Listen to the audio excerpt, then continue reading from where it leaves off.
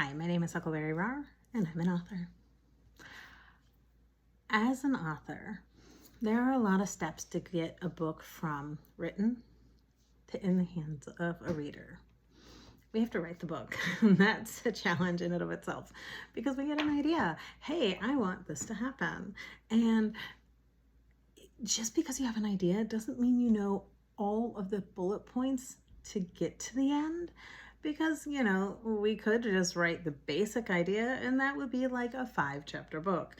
Or for some people, it would be a 50,000 chapter book. Some of us have to bring in more details. Some people have to pull back on that detail. Either way, writing the book is not just a 1, 2, 3 done. So we get it written. Then we have to go through all of the editing rounds, which that can take a lot as well. But once we get that, there is getting it published. There's traditional published, which I have a few books, and then there's indie publishing.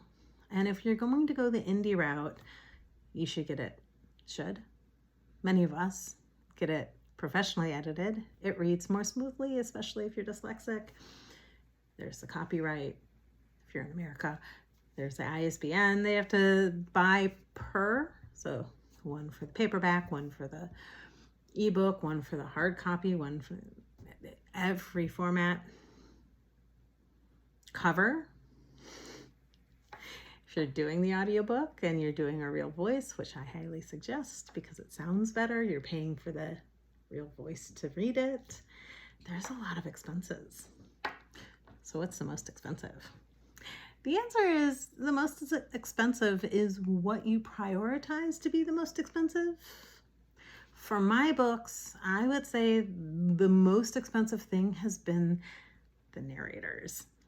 I have gotten amazing narrators for my books, and that is where most of my money has slipped away.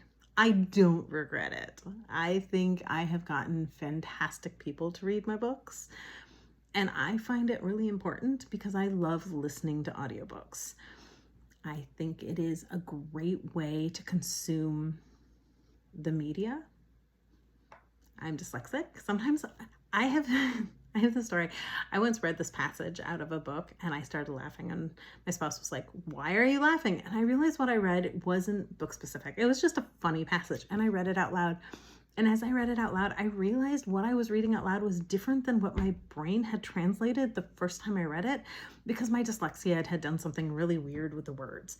So then it occurred to me, there are some books that I read and there are some books that I listen to and there's some books that I read and listen to and they're subtly different. Why? Because I have a weird brain. So I love audiobooks. Doesn't mean it's the only way I get books.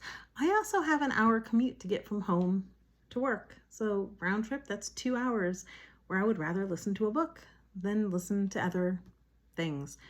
When I go grocery shopping, when I'm cleaning, when I'm exercising, during all of these activities, I would rather listen to a book than do many other activities to distract myself. I think audiobooks are fantastic.